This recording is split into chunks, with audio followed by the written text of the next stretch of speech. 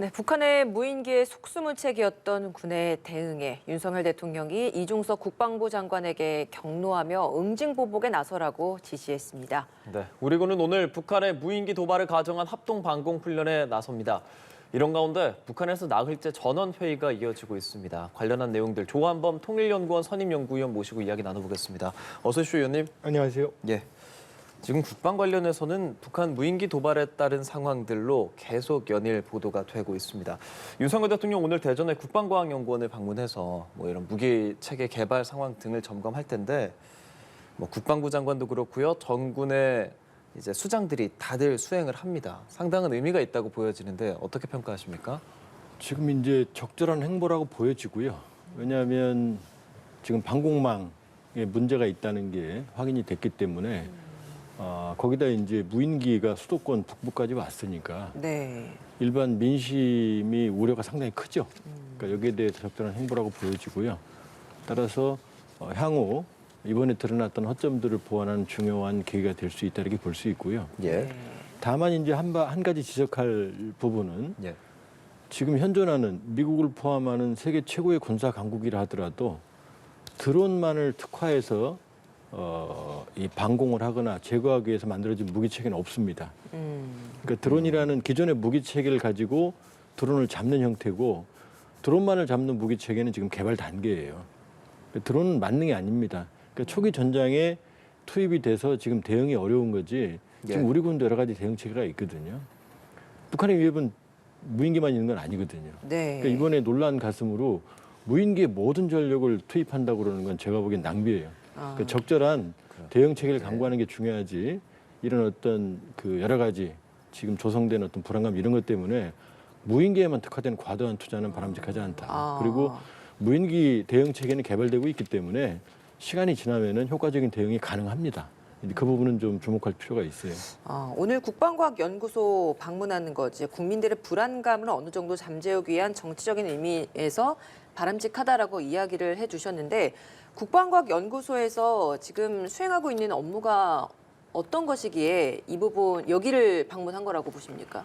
국방과학연구소는 우리 신무기 개발 체계의 산실입니다. 그러니까 지금 무슨 무기가 새로 개발됐다 그러면 다 ADD에서 하는 거예요. 네. 그러니까 1970년대 박정희 대통령에 의해서 만들어졌는데, 그러니까 지금 이 무인기 대응 체계에 대한 대응의 기본적인 그 시스템도 ADD에서 지금 하고 있어요. 네. 그러니까 뭐 예를 들면 BO2라든지 아니면 제밍 기술이라든지 이런 모든 것들이 이제 국방과학연구소에서 만들어지니까 그 부분을 다시 한번 이제 확인하고 격려하기 위해서 간다 이런 행보라고 봐야겠죠. 예. 이번 무인기 대응 전력 확보 연구 5년간 5,600억 원을 투입한다고 알려졌습니다.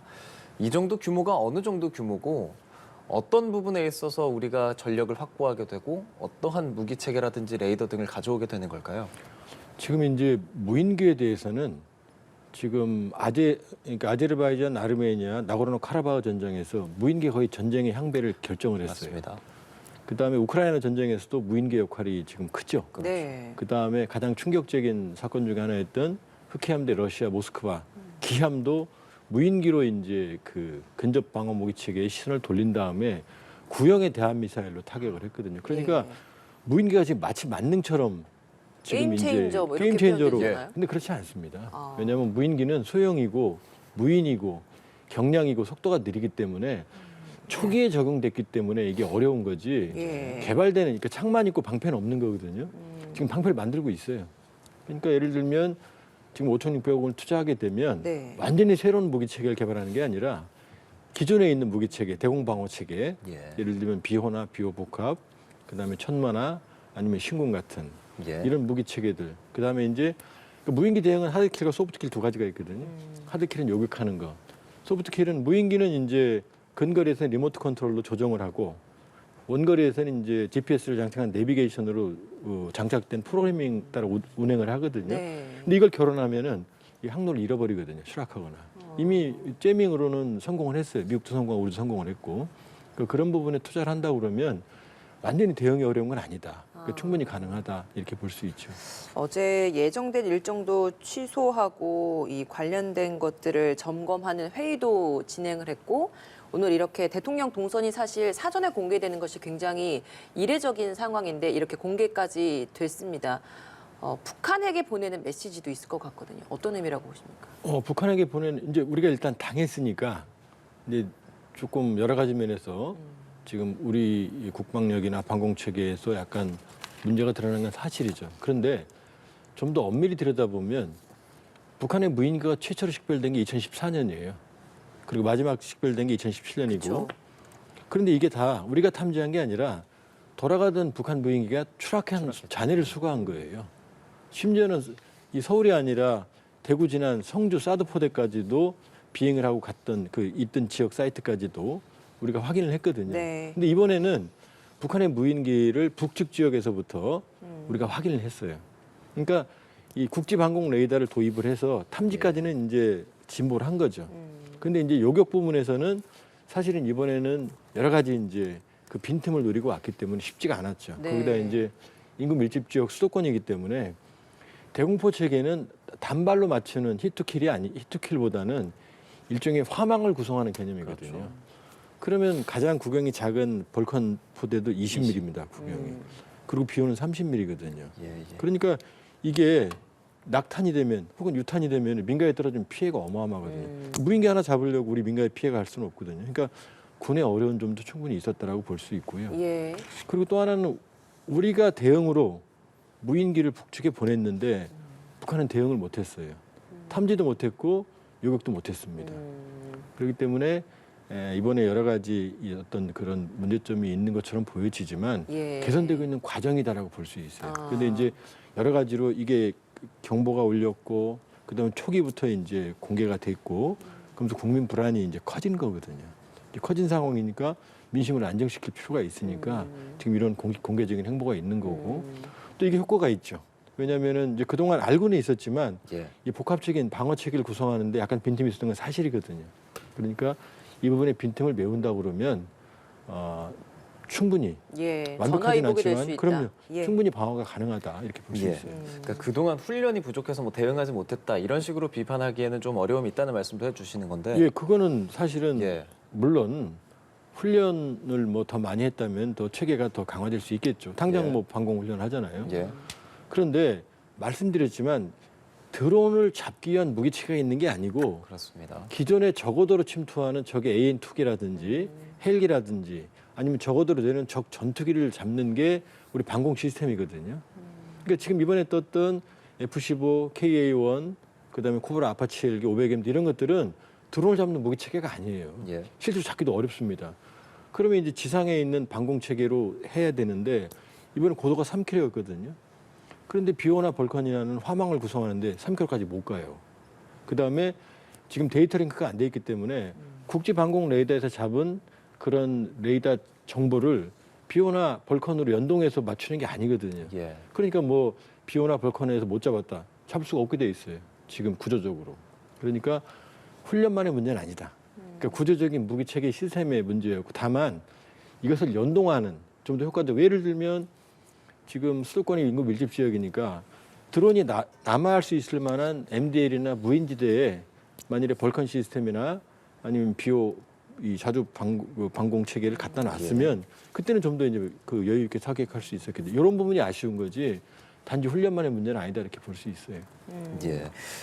사실 이게 2014년, 2017년 말씀도 해주셨어요. 그러니까 그 사이에 우리가 탐지 능력이라든지 레이더 능력도 갖추게 됐다라는 긍정적인 말씀도 해주셨지만 2017년부터 지금까지 해도 5년인데 5년 사이에 어떤 격추와 관련한 더 많은 노력이 필요하진 않았을까 하는 이제 좀 의문 섞인 시각을 제시하는 것도 사실이거든요. 충분히 지적은 가능하죠. 예. 왜냐하면은 비오만 하더라도 비오는 30mm 탄을 쓰거든요. 예.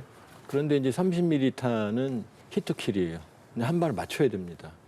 그런데 이 소형의 이 기체 같은 경우는 일단 레이더 탐지가 일단 어렵고요.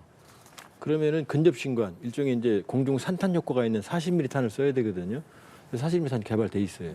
그다음에 BO2도 지금 개념상으로 존재하는데 그러면 이 BO 체계가 지금 세계에서 살아있는 유일한 근접 방공 체계거든요. 대공포 체계거든요. 예. 우리만 있어요. 그러니까 벌컨도 그렇고 BO 체계도 잘 돼 있습니다. 그러면 지금 말씀하신 대로 2017년 이후에 5년 동안 드론을 잡기 위한 무인기를 잡기 위한 쪽에 좀 더 투자를 하고 BO2라든지 아니면 벌컨과 BO 복합을 연계하는 또 이제 신궁이나 또 아니면 그것도 천마란 단거리 미사일도 있거든요. 육군에서 운용하는 게 비오고 또 공군에서 운용하는 게 벌컨이고 신궁이기 그렇죠. 방공 때문에 그걸 또 시스템이죠. 이렇게 연동을 유기적으로 하기 쉽지는 해야죠. 그러니까 이제 지금 그래서 합동 방공 훈련을 하는 거거든요. 그러니까 이런 시스템들, 그러니까 벌컨, 그다음에 BO 복합, 그다음에 이제 천마 이런 단거리 미사일 시스템과 대공 미사일 시스템 좀 복합적으로 융합을 하고 좀 더 개선을 했다면 효과는 나아졌겠죠. 그러니까 뭐 군이 완전히 그 면피를 할 수 있는 건 아니고요. 예. 근데 허점은 있습니다. 그러나 구조적인 한계도 있고 그동안 그리고 이 부분은 충분히 개선이 가능하다는 점을 말씀드리는 겁니다. 그러니까 그런 의미에서 이번에도 합동 방공 훈련이 진행되고 이게 유기적으로 서로 잘 이루어지면 충분히 좀 활용 가능한 재원들이 있다. 이런 말씀을 하시는 건데요. 그럼요. 예를 들면 비호만 하더라도 이게 자주대공포니까 원래 기갑부대 보형으로 만들어졌거든요. 예. 근데 이번에 교훈 삼아서 적정하게 전방으로 전진 배치시키고 추가 생산을 한다고 그러면 개량을 한다고 그러면 알겠습니다. 가능하죠. 예. 자, 저희가 이 무인기와 관련한 우리의 대응에 대해서 이야기를 하는데 북한은 지금 그 전원회의 나흘째 진행을 하고 있습니다. 저희가 전원회의를 주목하는 이유가 거기에서 국방력과 관련된 언급도 굉장히 많이 언급이 되고 내년 한 해를 우리가 좀 예측을 해볼 수 있어서 북한의 이런 도발이 우리나라는 어떻게 대응을 해야 되는지도 같이 좀 예상을 해볼 수 있지 않겠습니까? 그런 의미에서 전원회의를 좀 들여다보고 싶습니다. 일단 국민들에게는 전원회의라는 게 우리나라에는 없는 그것이기 때문에 굉장히 생소합니다. 북한의 전원회의라는 게 어떤 의미인 겁니까? 북한은 이제 당이 지배하는 체제죠. 예. 중국도 당이 지배합니다. 예를 들면 뭐 중국 인민해방군이 이 내각이 지휘하는 게 아니라 중국 공산당의 당중앙군사위원회가 지휘합니다. 이게 이제 공산주의 국가의 특징이거든요. 네. 그럼 당대회가 최고의 의사결정기구인데 그쵸. 당대회는 뭐냐면은 북한의 당원 전체가 모이는 겁니다. 대표자를 뽑아서. 네. 지금까지 8번 했어요. 북한 체제 수립 이후에. 그게 마지막 8차 당대회가 2021년 1월 달에 있었습니다. 맞아요.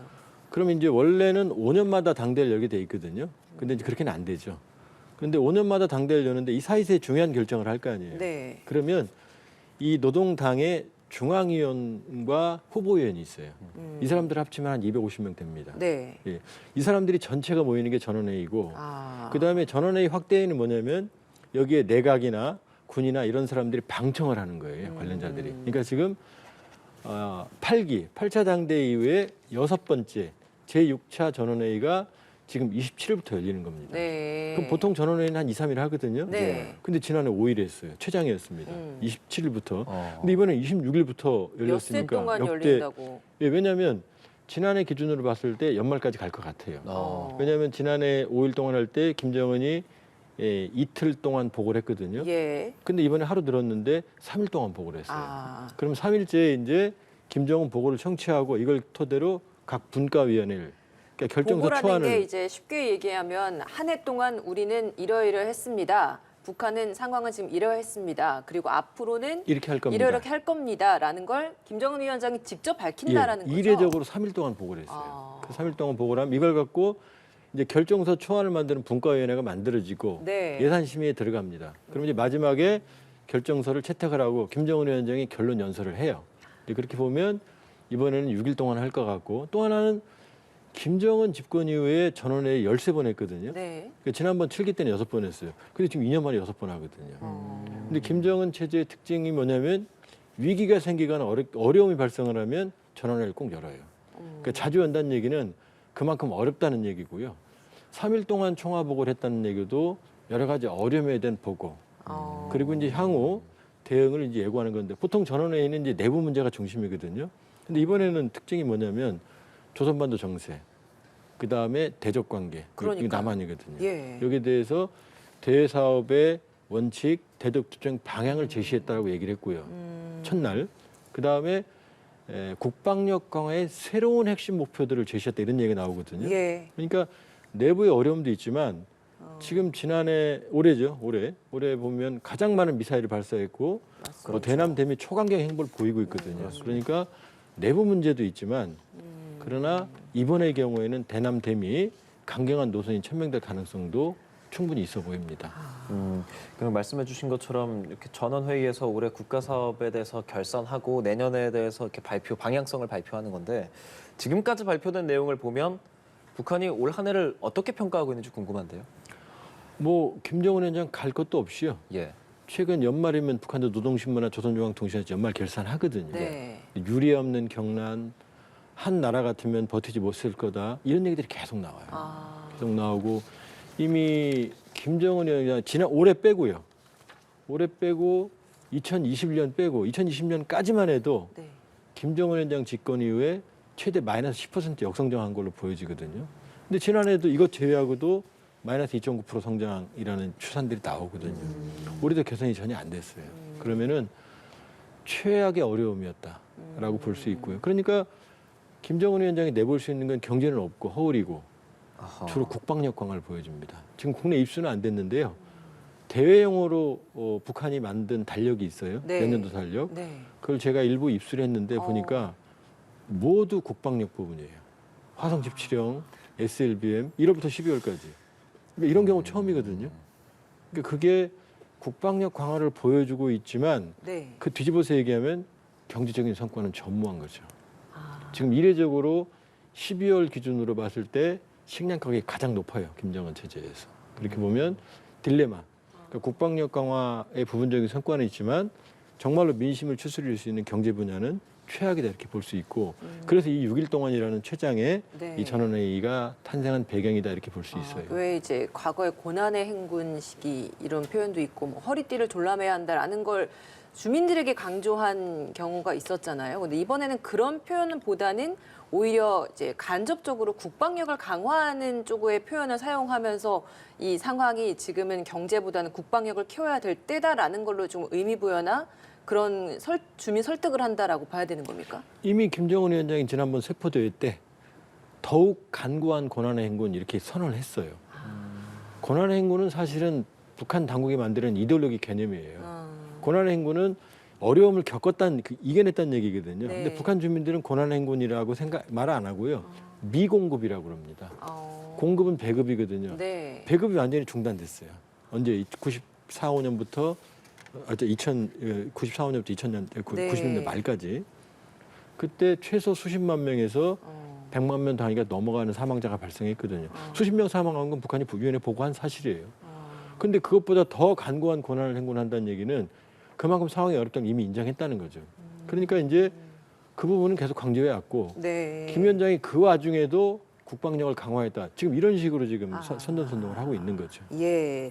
앞서 말씀해 주신 것처럼 2일차에 이제 국방력 강화에 대한 언급이 이제 있었고 거기에서 국방력 발전을 위한 새로운 핵심 목표가 제시됐다라고 일단 아직까지는 여기 수준까지 이야기가 알려지고 있지 예. 않습니까? 새로운 핵심 목표 어떤 언급이 있었을 거라고 보세요? 지금 지난해 1월에 노동당 8차 대회에서 국방력 부분의 중핵적인 구상과 전략무기 개발 이 두 가지 목표가 제시가 됐어요. 네. 그런데 이제 북한 조선중앙통신에서 전략무기 부문 5대 최우선 과업 이런 표현이 나왔는데 그렇죠. 그 5대가 뭔지는 아직 안 나왔어요. 그러니까요. 그러니까 국내에 나온 얘기들은 다 추정 보도입니다. 아. 그런데 중핵적인 제가 그 8차 당대의 결정문을 보니까 중핵적인 구상은 주로 핵무기 관련이에요. 운용. 그리고 5대 이 최우선 과학 부분에 관련된 것들을 보니까 극초음속 미사일, 그다음에 이 초대형 고체 엔진 로켓, 핵추진 잠수함, 그다음에 대륙간 탄도 미사일에 해당하는 예, SLBM, 예.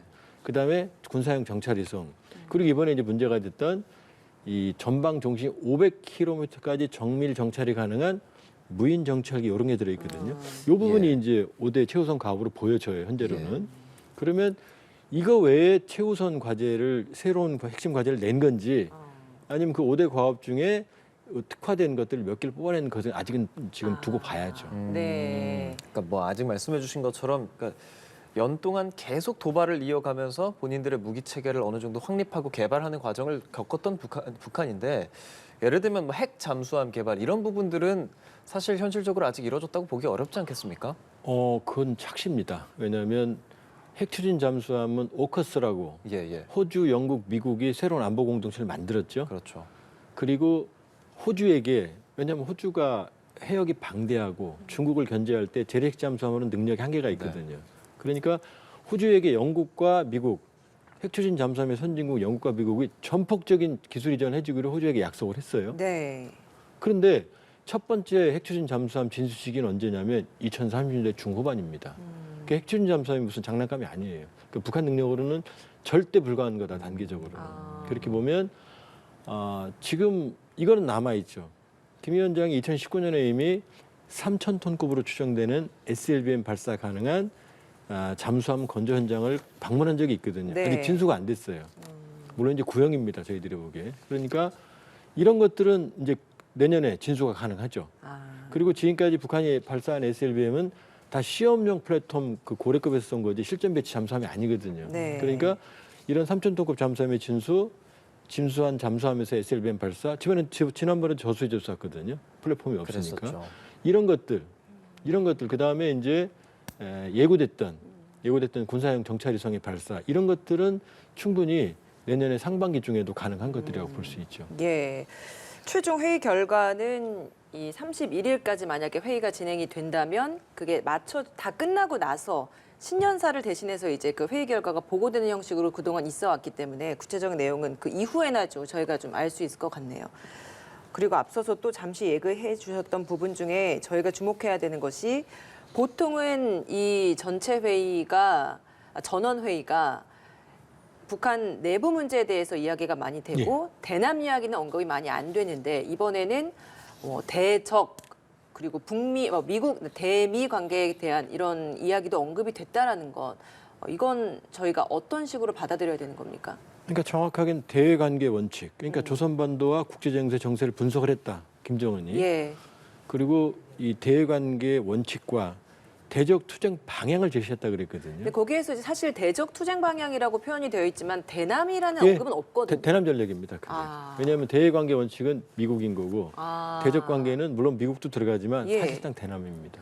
그러니까 그 방향을 제시했다는 거고 네. 올해를 복기를 해보면 지금 화성 17형 이런 것 미국을 향한 도발도 했지만 네. 가장 중요한 게 이 남한을 향한 전술핵 무기 부대를 실전 배치했고 실제로 남한을 모의 공격하는 그러니까 모의 핵탄두를 장착해서 남한의 비행장 항구 주위에서 공격하는 훈련을 9월 말 10월 초에 했어요. 그걸 네. 공개했습니다. 그러니까 북한의 핵 전략, 북한의 대남 전략이 근본적으로 전환된 거예요. 과거에는 북핵 문제, 핵 문제는 미국의 문제다. 핵 문제, 핵무기를 가지고 남한 동포를 지켜주겠다 이렇게 말했거든요. 근데 지금 남한을 공격하거든요. 근데 김여정이 얼마 전에 그랬잖아요. 적어도 문재인 정부 때는 서울이 관역이 아니었다. 이게 서울 불마다 발언을 소환한 거거든요. 그렇죠? 예. 근데 지금은 핵을 가지고 있거든요. 그러니까 더 공세적인 지금 이제 대남 대미 올해 강경책으로 전환한 이유는 북한이 원하는 환경이 안 만들어지고 있거든요.